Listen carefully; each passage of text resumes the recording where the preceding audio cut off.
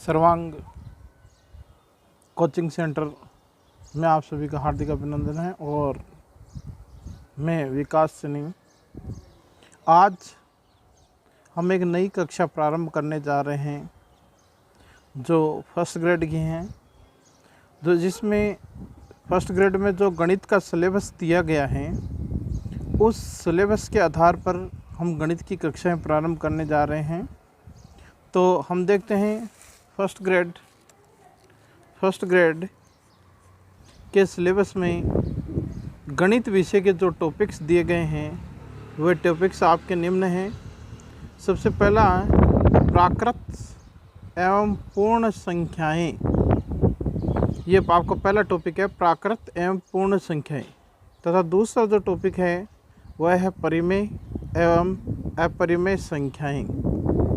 और तीसरा आपका जो टॉपिक है वह है वास्तविक संख्याएं। चौथा आपका टॉपिक है वो बहुपद का है। पांचवा टॉपिक आपका दो चर वाले रैखिक समीकरण है, दो चर वाले रैखिक समीकरण युग्म है। छठा आपका टॉपिक है पृष्ठीय क्षेत्रफल एवं आयतन है, पृष्ठीय क्षेत्रफल और आयतन है। सातवां आपका जो टॉपिक है सांख्यिकी आंकड़ों का संग्रहण एवं प्रदर्शन। और अंतिम और जो आठवां आपका है केंद्रीय प्रवृत्ति के माप सांख्यिकी माध्य, केंद्रीय प्रवृत्ति के माप और सांख्यिकी माध्य।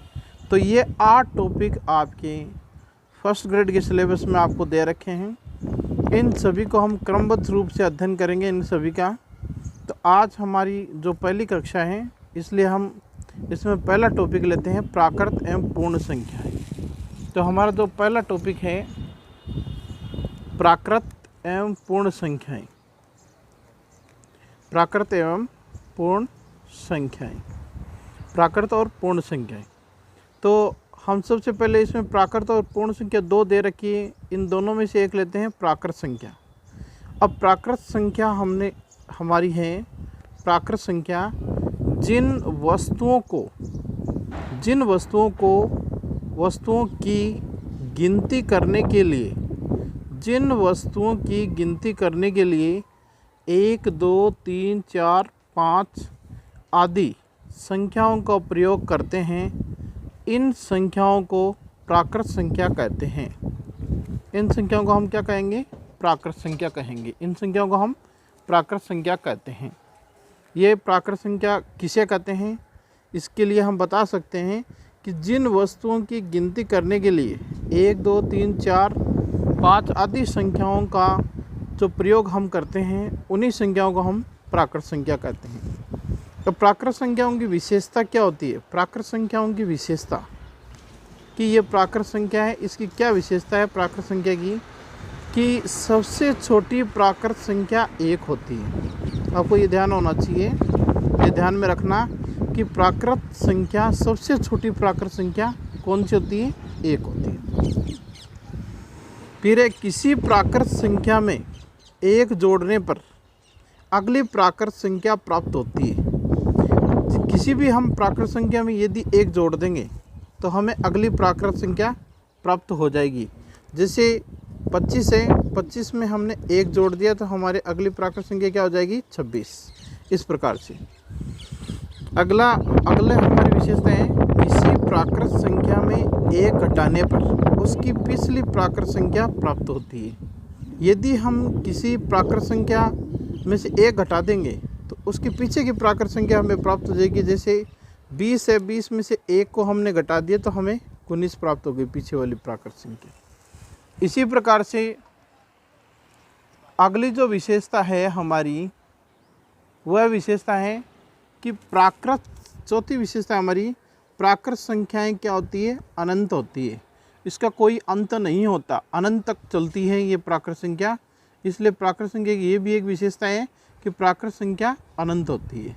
अब है प्राकृत संख्या के प्रकार। प्राकृत संख्या कितने प्रकार की होती है? मुख्यतः प्राकृत संख्या विषम और सम 2 प्रकार की होती है, 1, 3, 5, 7। विषम प्राकृत संख्या वह प्राकृत संख्या होती है जो 1, 3, 5, 7 तथा जिसमें 2 का पूरा भाग न जाए।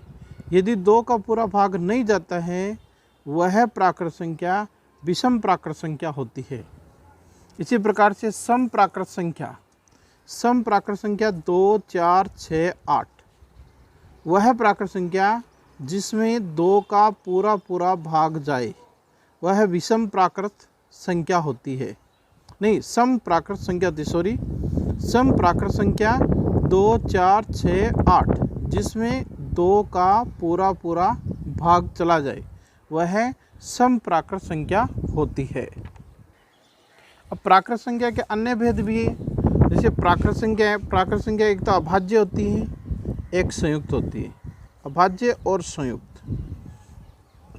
अभाज्य प्राकृत संख्या वह प्राकृत संख्या होती है जो 2, 3, 5, 7, 11 जिसमें 1 तथा उसी संख्या का भाग जाए, 1 तथा उसी संख्या का भाग जाए वह अभाज्य संख्या होती है। संयुक्त संख्या वह संख्या होती है जिसमें 1 तथा उस संख्या उसके अलावा अन्य संख्या का भी भाग जाए वह संयुक्त संख्या होती है। और न तो भाज्य और न संयुक्त। एक जो होती है संख्या प्राकृत संख्या वह न तो भाज्य होती है और न ही संयुक्त होती है। तो इस प्रकार से हमने प्राकृत संख्या के बारे में आज अध्ययन किया। प्राकृत संख्या के बारे में हमने आपको सारा बता दिया। अब प्राकृत संख्या से संबंधित कुछ प्रश्न हैं जो हम देखेंगे। वो हमारे प्रश्न निम्न हैं, देखें। पहला प्रश्न है, निम्न में से प्राकृत संख्या है। निम्न में से प्राकृत संख्या है। आपको पहला ऑप्शन दे रखा है -3, फिर दे रखा है √2 और 3 और 0। तो -3 तो प्राकृत संख्या होती नहीं है, नहीं √ में होती है और न ही 0 प्राकृत संख्या है। तो हमारी प्राकृत संख्या हो गई 3। तो हमारा तीसरा जो ऑप्शन है बिल्कुल सही है। अगला प्रश्न है, दूसरा प्रश्न, प्राकृत संख्याओं की कुल संख्या होती है। प्राकृत संख्याओं की कुल संख्या कितनी होती है? 1 अरब, 10 की घात 20 या अनंत। तो हमारा इसका आंसर होगा अनंत। प्राकृत संख्याएं क्या होती है? अनंत होती है। तीसरा प्रश्न है, 2 प्राकृत संख्याओं का योग हमेशा होगा। जब 2 प्राकृत संख्याओं को जोड़ा जाता है उनका योग अर्थात उनको जोड़ा जाता है तो 2 प्राकृत संख्या को जब हम जोड़ते हैं तो हमें जो प्राप्त होती है वह भी क्या होती है?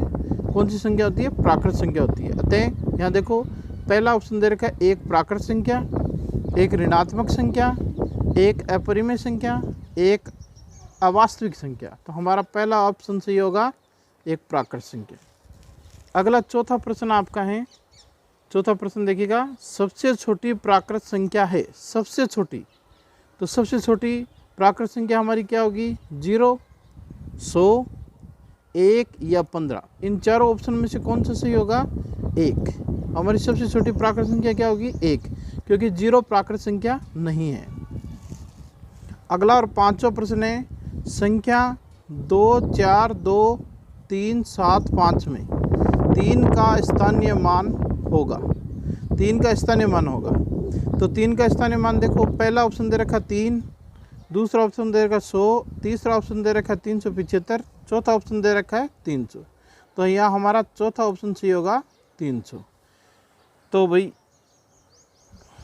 सभी को ये क्लास कैसी लगी? यदि अच्छी लगी तो इसे लाइक और सब्सक्राइब ज़रूर करें। धन्यवाद।